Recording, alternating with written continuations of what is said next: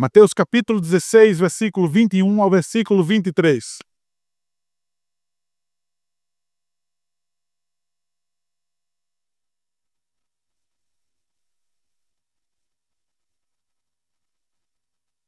A palavra do nosso Deus diz assim, queridos: desde esse tempo, começou Jesus Cristo a mostrar a seus discípulos que lhe era necessário seguir para Jerusalém e sofrer muitas coisas dos anciãos, dos principais sacerdotes e dos escribas, ser morto e ressuscitado no terceiro dia. E Pedro, chamando-o à parte, começou a reprová-lo, dizendo: tem compaixão de ti, Senhor, isso de modo algum te acontecerá. Mas Jesus, voltando-se, disse a Pedro: arreda, Satanás, tu és para mim pedra de tropeço, porque não cogitas das coisas de Deus, e sim das dos homens. Amém. Vamos orar, queridos. O teu povo, Pai, que se chama pelo teu nome, suplica, Pai, pelo teu nome, pelo nome que está acima de todo nome, pelo título de Adonai, ó Pai, de Jesus Cristo, o nosso Senhor e o nosso Salvador, do Verbo que se fez carne e habitou entre nós, que com o seu Santo Espírito habita entre nós. Ó Deus, a salvação pela Tua Palavra, a vocação eficaz pela Tua Palavra, mas a perseverança dos santos, Pai, na Tua Palavra. Que assim seja, conduzindo o Teu povo triunfante, Pai, que peregrina rumo à morada celestial. Ó Pai, olhando sempre para Cristo, nos permite, Pai, conhecê-lo cada vez mais e a Tua vontade na Tua Palavra. Assim, Deus, oramos em o nome de Jesus, Pai, para que o Senhor fale aos nossos corações mais uma vez, pois precisamos, somos carentes de Deus, e para que o Senhor salve pecadores nessa noite. Em o nome de Jesus, Pai. Amém.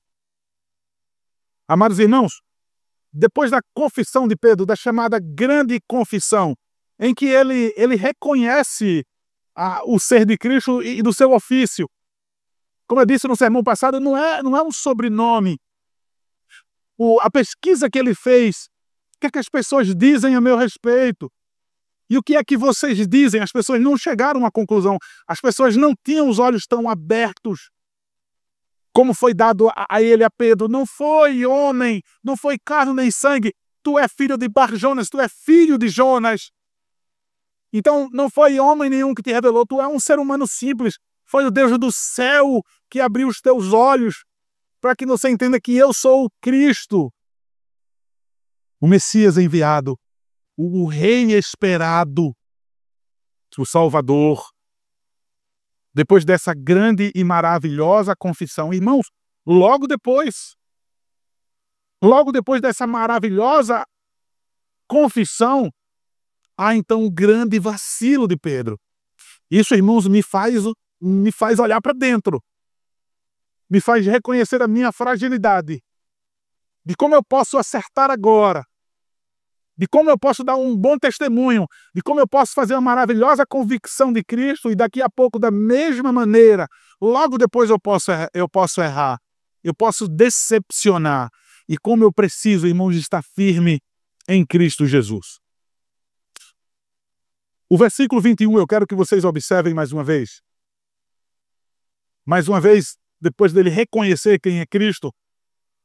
Versículo 21. Desde esse tempo, então, começou Jesus a mostrar aos seus discípulos que lhe era necessário seguir para Jerusalém. Vejam só, reconhecer o meu ofício, agora é necessário vocês conhecerem outra coisa. Eu sou o Messias, eu sou o enviado, agora eu quero que vocês conheçam a minha missão.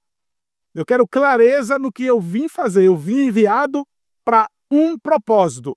E eu preciso saber se vocês estão inteirados disso também. Porque, irmãos, era para eles terem reconhecido claramente que era o Messias. Tanto é que eles viviam, os escribas, os fariseus, pedindo um sinal. É claro que ele é o Cristo. A cegueira, irmãos, a cegueira do mundo. Mais uma vez, será que, então, eles estão inteirados da missão do ungido do Senhor? Jesus então começou a mostrar aos seus discípulos que lhe era necessário seguir para Jerusalém e sofrer muitas coisas dos anciãos, dos principais sacerdotes e dos escribas, ser morto e ressuscitado no terceiro dia. Clareza da sua identidade, mas morrer no auge do seu ministério. O Messias, então, agora que reconhecemos, ele morre no auge do seu ministério, não dá para entender isso. Não dá para aceitar, não dá para entender isso. Logo em Jerusalém, que é conhecida como a cidade santa, logo em Jerusalém, que é conhecida como a cidade do grande rei, se ele é o Messias, ele é o rei, então ele veio para reinar e para sentar no trono ali.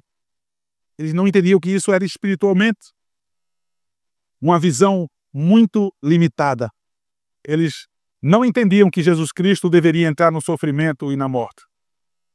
Estavam muito satisfeitos apenas com a confissão de Pedro. Eles não estavam com os olhos completamente abertos, irmãos. Não completamente abertos. Irmãos, o que Jesus quis dizer, olha, eu serei ressuscitado no terceiro dia. Ele empregou aí a voz passiva. Eu não vou me auto-ressuscitar. Eu serei ressuscitado no terceiro dia. Ele quer apontar para Deus o Pai. Eu não vou ser abandonado à morte. Deus vai me trazer a vida, mas eles não prestavam atenção nisso. Pedro, representando o colegiado apostólico, não prestava atenção nisso, em que ele seria ressuscitado e seria ressuscitado ao terceiro dia. Apenas o sofrimento, apenas morte. Eles não levaram isso a sério, irmãos, o ser ressuscitado. Eles não deram a mínima importância para o ressuscitar. Eles olharam, eles mantiveram os olhos fixos naquilo que era a derrota, naquilo que era o fracasso, naquilo que era a tristeza. E isso sujou a lente deles. Eles não conseguiam ver mais nada, não conseguiam prestar atenção em mais nada, apenas naquela coisa ruim. Jesus estava dizendo, eu preciso ir para Jerusalém, e lá em Jerusalém eu preciso ser entregue nas mãos das autoridades religiosas judaicas, a fim de ser julgado pelo Sinédrio e sofrer muitas coisas. Eu preciso passar pela minha grande paixão, ser morto, e aí sim, depois disso tudo, ser ressuscitado no terceiro dia. Mas os olhos fixos naquela coisa ruim que era a morte. Ele disse, é preciso. Ele disse, veja, é necessário. Quando a gente lê no português essa declaração do Senhor Jesus, no português, certo comentarista bíblico vai dizer, não tem como trazer a profunda riqueza dessa declaração. Não é como uma sugestão humana que a gente pode simplesmente optar. Quando ele fala que é necessário, ele quer colocar o peso da ordem divina, do plano do Pai, do eterno plano da Trindade, do Pai, do Filho e do Espírito reunido antes da fundação do mundo. E não simplesmente, irmãos, como uma invenção pós-queda. O homem pecou, o homem caiu, o homem desobedeceu. E agora, o que nós vamos fazer? Vamos bolar um plano? Irmãos, que Deus fraco é esse? Nós cremos no Deus onipotente, no Deus onisciente, no Deus soberano. Antes da queda, Deus já sabia absolutamente de tudo e Deus decretou a nossa salvação. É necessário. Esse necessário não foi Deus sendo pego de surpresa, não foi Cristo tendo que resolver o mundo, resolver o problema dos homens, porque o homem resolveu desobedecer e Deus agora, vamos bolar um plano. É necessário porque isso foi pré-ordenado, porque isso foi estabelecido. Deus, ele é soberano. É necessário. Foi assim que Deus designou. Mas o costume da gente, irmãos, para tudo que a Bíblia nos fala, e toda a Bíblia tem peso de ordenança, ou seja, eu posso dizer que tudo que tem na Bíblia é necessário que a gente cumpra. Tudo que Deus nos fala na Bíblia Sagrada é necessário que eu, ipsiliteri, eu faça. Que loucura, irmãos, nós estamos ouvindo hoje pessoas dizerem, e tem que fazer tudo o que a Bíblia manda mesmo, é? Crentes dizendo isso. E esse tem que fazer tudo, e isso é apenas o revelar de uma sinceridade diabólica. Simplesmente essa declaração é uma sinceridade. Porque a gente não, me perdoe, né? Porque a muitos não há essa disposição, a não ser adorar o seu próprio Deus, adorar o seu próprio ventre. E o que for conveniente da religião, aí sim. O que se encaixar com o meu coração, aí sim. É necessário. E é necessário que eu passe por essas coisas ruins. O que nós vemos no versículo 22, irmãos? E Pedro, chamado à parte, começou a reprová-lo, dizendo: tem compaixão de ti, Senhor. Isso de modo algum te acontecerá. Irmãos, os discípulos eles já não aceitavam o estado da humilhação de Cristo. Dele estar passando por essas perseguições, por ele estar sujeito a essas coisas, e o culminar da sua morte. No estado da humilhação dele, os discípulos já não estavam... Pedro vai dizer, Pedro não, João Batista manda mensageiro dizer, tu és o mesmo Cristo? Pergunta mesmo se é mesmo Cristo? Porque não dá para entendermos o estado de humilhação, se ele é o Messias, se ele é o Rei, se ele é o Salvador. Até o João Batista, o precursor, o que abriu o caminho, ele chega a duvidar.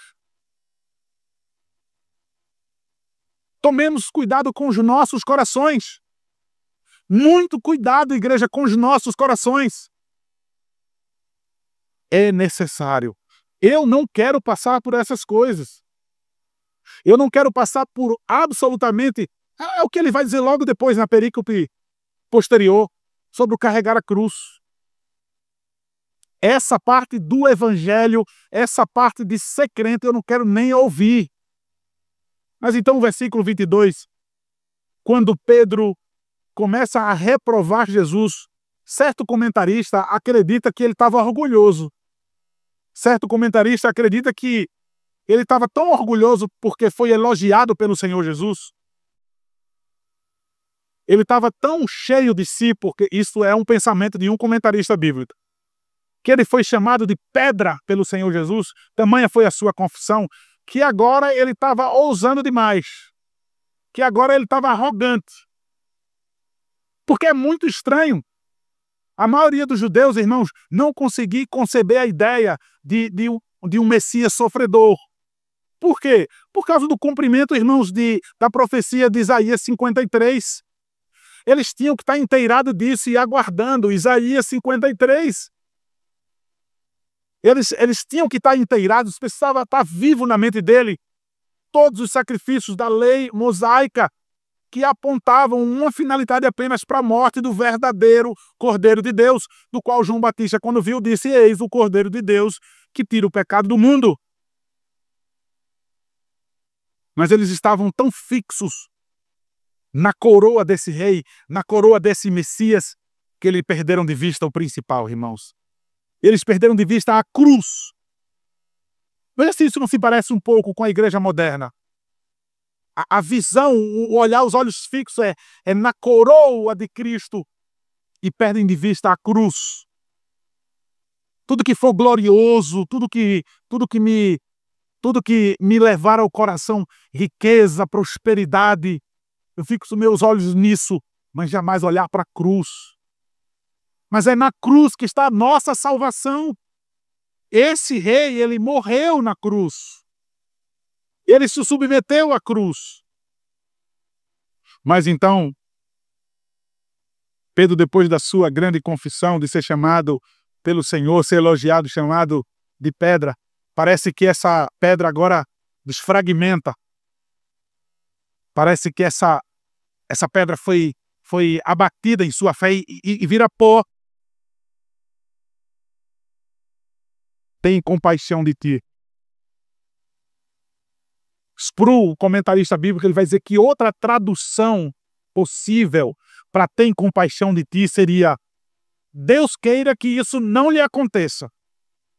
Veja, é como se ele estivesse dizendo assim: veja, Eu conheço a mente de Deus. É como se ele estivesse na sua arrogância, na sua cegueira, na sua estupidez, tentando interpretar a mente de Deus, que Deus não quer isso para você. Que declaração equivocada.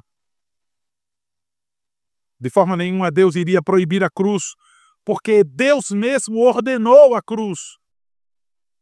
Se não fosse a cruz, irmãos, se não fosse Jesus Cristo na cruz, essa missão não seria concluída e nós não seríamos salvos. Jesus Cristo ele iria continuar sendo o Rei absoluto em glória e majestade, mas nós não seríamos salvos. Nós não seríamos salvos do pecado, da condenação eterna e da ira de Deus. O que Pedro estava fazendo aqui, irmãos, não era algo pequeno, não era algo tolerável. Pedro estava se colocando contra o eterno desígnio de Deus. É isso que é tão grotesco, é isso que é tão perigoso. Você ir contra os eternos propósitos de Deus. E como a gente reinventa, como a gente cria, como a gente formula leis, regras e encaixa versículos bíblicos fora do contexto para satisfazer os nossos desejos. O versículo 23 diz assim: Mas Jesus, voltando-se, disse a Pedro: Arreda, Satanás, tu és para mim pedra de tropeço, porque não cogitas das coisas de Deus, e sim das coisas dos homens.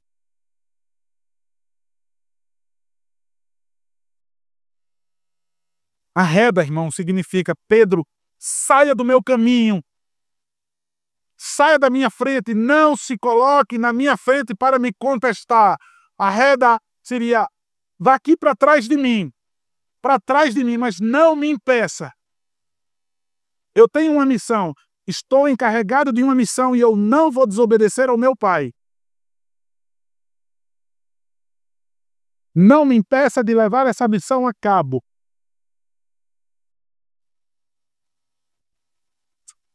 É interessante, irmãos, que quando nós somos desafiados por Deus a fazer a sua vontade, a realizar uma tarefa, a tomar decisões que vai nos expor ao perigo, que vai nos expor a uma aflição, a um sofrimento, como nós vamos ver, eu repito, no próximo sermão, se Deus permitir, e vocês têm a liberdade de ler, de carregar a sua própria cruz.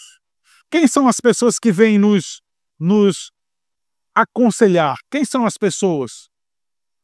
São as pessoas mais próximas a nós. São os nossos amigos mais próximos, são os nossos familiares. Que loucura, rapaz! Nessa religião, eles se negam a isso, eles vivem assim, eles dizem isso, eles confessam assim. E aí os amigos vêm: rapaz, tenha calma, você é muito religioso. Ei, venha cá, calma com esse fanatismo, vá devagar, também não é assim não. Não foi diferente com o Senhor Jesus. Um discípulo seu, e eu volto, quem? Pedro, a pedra, o que recebeu o grande elogio, o que fez a grande confissão. Arreda, Satanás, tu és para mim pedra de tropeço. A palavra aqui, irmãos, usada para pedra de tropeço,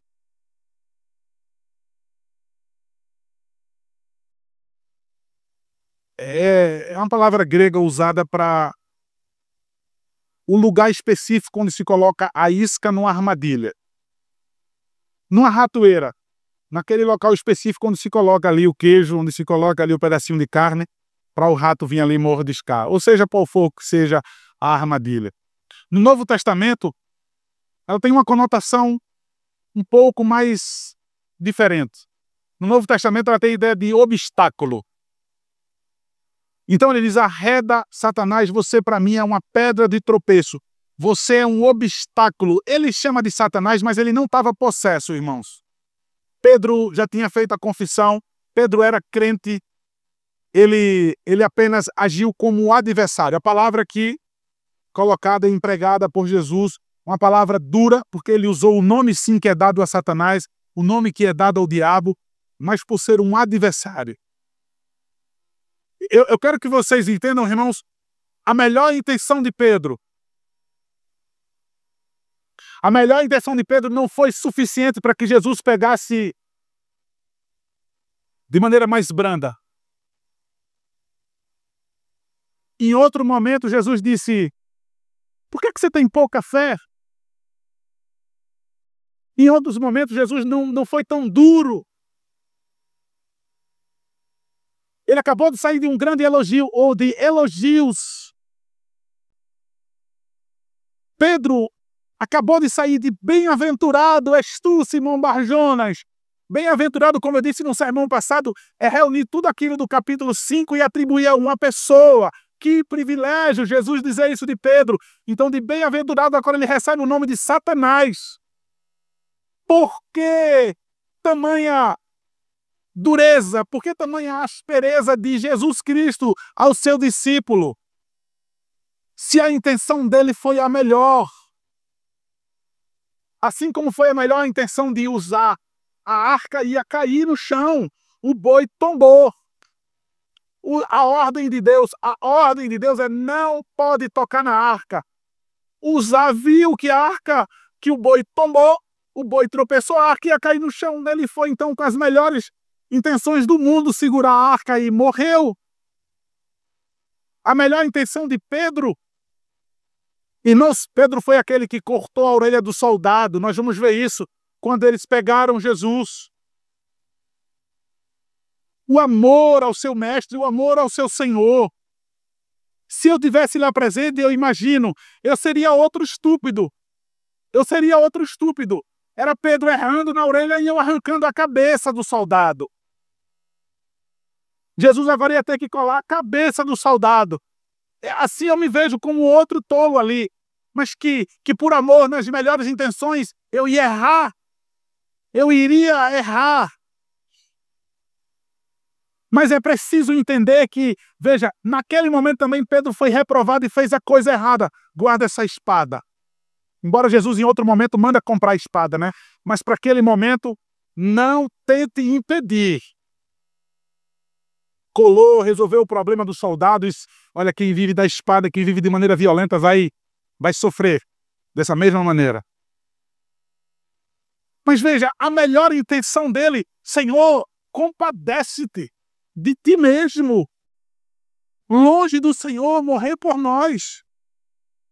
De jeito nenhum. Lucas, ele nem resiste, né, essa repreensão. Lucas, quando vai relatar, ele é bem simples. Ele relata a perícope anterior, o texto anterior, e aí nem fala dessa repreensão. Só fala que Jesus anunciou já que ele teria que sofrer, morrer e ressuscitar no terceiro dia. Quando Marcos relata isso, aí Marcos diz que Jesus ele fitou. Aqui diz, Mateus diz que ele, voltando-se, disse a Pedro. Em Marcos diz que ele fitou os discípulos. É como se ele dissesse, como é? Como é? Eu não acredito no que eu estou ouvindo. Mas, irmãos, o que é que tem de tão importante?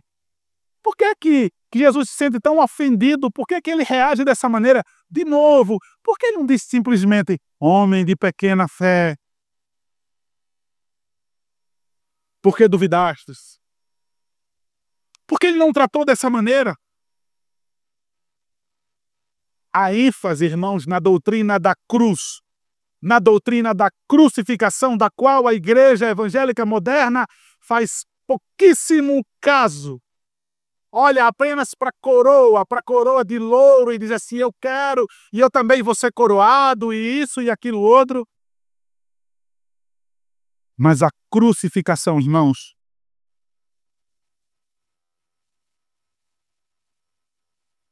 é algo que a igreja descarta, porque Jesus diz, cogitam das coisas dos homens e não de Deus.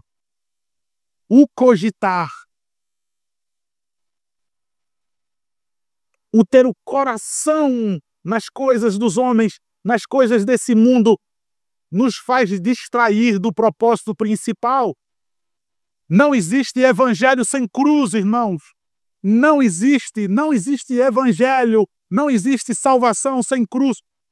Quando Paulo escreve para a pior igreja que ele tinha sido usado por Deus para se dirigir, para cuidar daquela igreja, foi a igreja de Corinto. Na sua primeira carta, ele diz: olha, nada quis saber entre vocês, a não ser de Cristo. A não ser de Cristo, ele diz, e esse crucificado. Ele faz questão de dizer isso para aquela igreja tão problemática. A minha pregação foi Cristo e Cristo crucificado. Foi isso que eu preguei para vocês. O apóstolo Paulo não chegou com nenhuma boa intenção de querer, não, precisa saber o que pregar para aquela igreja, você precisa ser mais sábio, você precisa usar de filosofias, precisa... Nada, eu não usei de sabedoria humana, de filosofia nenhuma, para que inclusive a pregação não se apoiasse em homens, mas no poder de Deus. Cruz, irmãos. O Antigo Testamento apontava para a cruz de Cristo o tempo todo, para o sacrifício.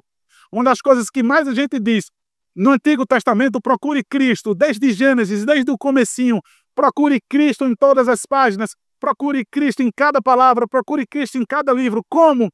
Siga o rastro de sangue. Siga o rastro de sangue que você vai encontrar Cristo. A crucificação.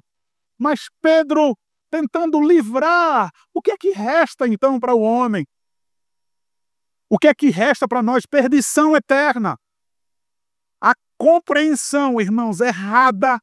Não adianta. É por isso que eu tanto digo a vocês, esse negócio de quem quer aceitar Jesus, vem aqui para frente. Quem disse que essa pessoa está salva? Que louco! Esses homens vão pagar caro quando eles dizem, pode botar no hall de membros. E tantas decisões por Cristo. Decisões por Cristo. Ele que amou você, ele que encontrou você. Quem decidiu foi ele, amar você antes da fundação do mundo. Se seu coração agora, ele não treme, não teme diante do Senhor, não se arrebenta todinho e diz, eu creio e eu creio. Tirar a crucificação, irmãos.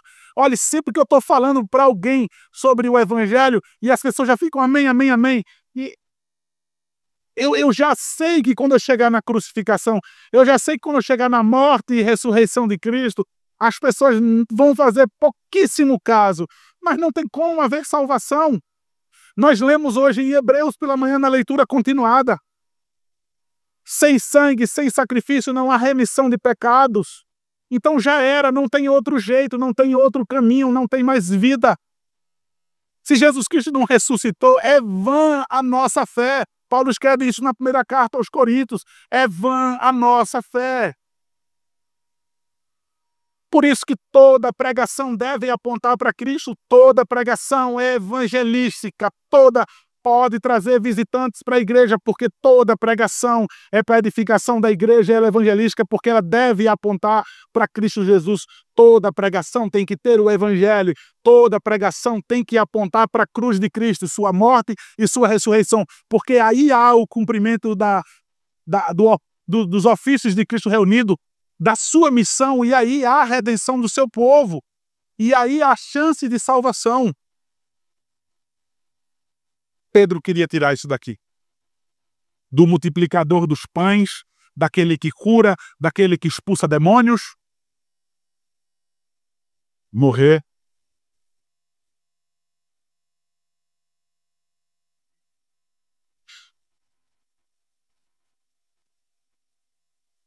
Por que é que Jesus não foi, irmãos, mais tolerante com Pedro? Uma coisa maravilhosa, irmãos. Livrar alguém da morte. Não desejar a morte e o sofrimento de alguém. Vocês estão lembrados em que outro momento Jesus foi tentado a seguir um caminho triunfal? A ter um reino, a ter as coisas sem morte, sem sofrimento? Vocês lembram disso? Passamos por esse texto. Quando ele foi tentado por Satanás, a proposta foi a mesma. Não a cruz. Não. Está com fome? Resolve isso agora. Transforma pedra em pães. Pede para os anjos vir em teu serviço. Nada de mal vai te acontecer. Tudo isso eu te darei se apenas você me servir. Não existe a conquista de um reino, não existe a conquista de um povo para si através de sacrifício, não é necessário. O próprio Satanás, ele já havia proposto isso para Jesus, e não tinha como, então, Jesus chamar Pedro de outra coisa. Se ele estava fazendo o papel do próprio tentador, se ele estava fazendo o próprio papel do adversário, o papel daquele que quer impedir a missão de Cristo Jesus, o impedir é a nossa salvação. Jesus já havia estado na presença de Satanás. Então ele vê aquela mesma figura com aquela mesma proposta.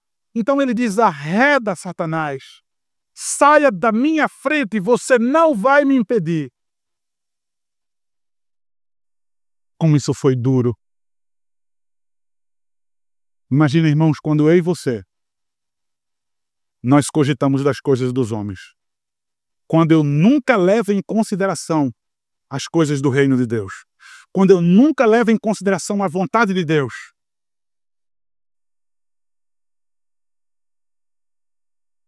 Eu e o presbítero Pedro ontem contemplando, irmãos, essas igrejas emergentes que tem em Maceió. Adolescentes, irmãos, numa rua esquisitíssima essa igreja. Adolescentes indo para o ponto de ônibus no sábado, na sexta-feira, pegando o ônibus. E dava para ver que adolescentes de família, né?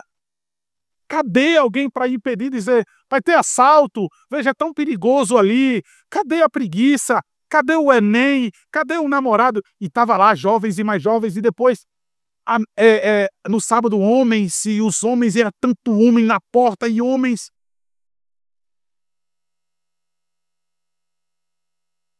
Mas quando são homens que são chamados para carregar a cruz, há uma preguiça, irmãos, há uma timidez. Não tem como eu não fazer comparações, irmãos, conosco.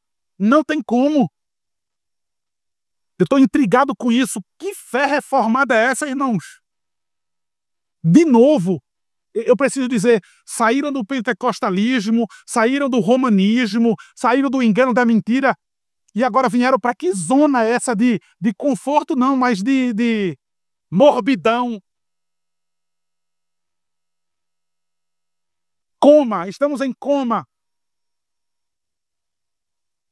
Que estado terrível, irmão, se encontra a igreja do Senhor.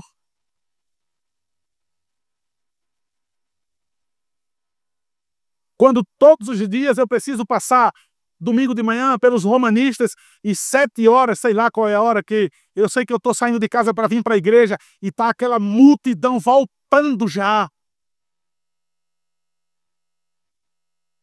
A multidão está voltando da missa e os reformados com preguiça chegando na igreja, cada um com as suas desculpas cabíveis. Cada um com sua desculpa. Cansado, trabalho, a minha esposa, o meu marido, os meus filhos. Eu preciso perguntar àqueles romanistas, aquela multidão toda, por favor, todos vocês são desocupados, não fizeram nada ontem, não vão fazer nada hoje. Ou os evangelicais, ou as outras seitas.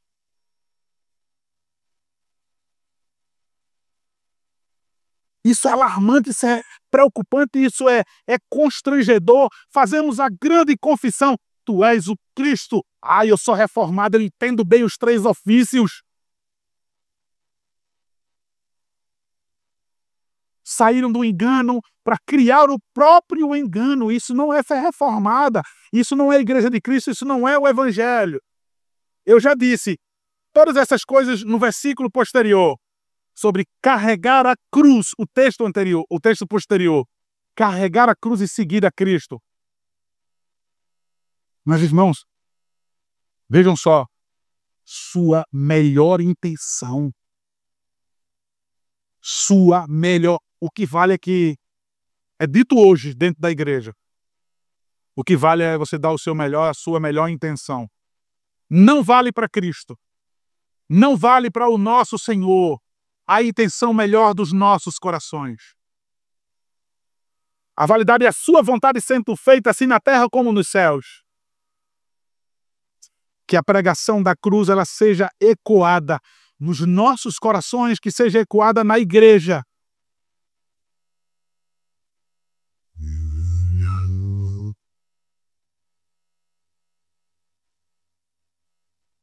Olhar para os discípulos todos, irmãos. Jesus Cristo em Marcos diz que ele fitou os olhos para os discípulos. É como se ele estivesse responsabilizando a todos, para que ninguém dissesse assim, não, isso aí é a palavra dele. Depois que o Senhor chamou ele de Satanás, todo mundo quer dizer, não, eu não penso assim não. Olhou para todos eles, fitou os olhos, penetrou lá dentro da alma deles. Ele representou vocês. Juntos. Vocês são a igreja.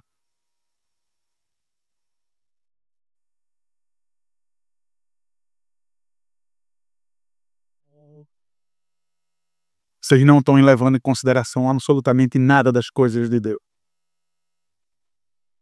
Mas a cada dia eu estou mais convicto nos últimos tempos, o amor de muitos esfriarão.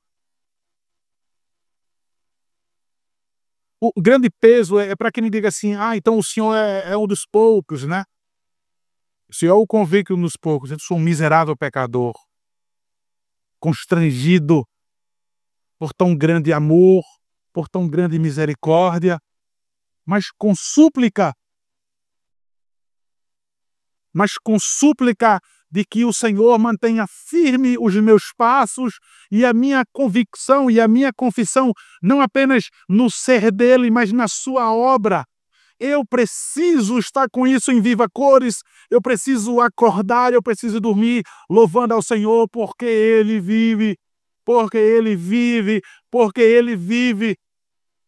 Porque se Pedro fez pouco caso não da morte de jeito nenhum, e nós que fazemos pouco caso da ressurreição e da sua volta, porque parece que não esperamos, irmãos. Quem vai voltar? É como se dissesse, quem vai voltar? Longe do Senhor, sair daí do céu de jeito nenhum. Mesma coisa, longe do Senhor voltar, e até porque está tão bem aqui, né?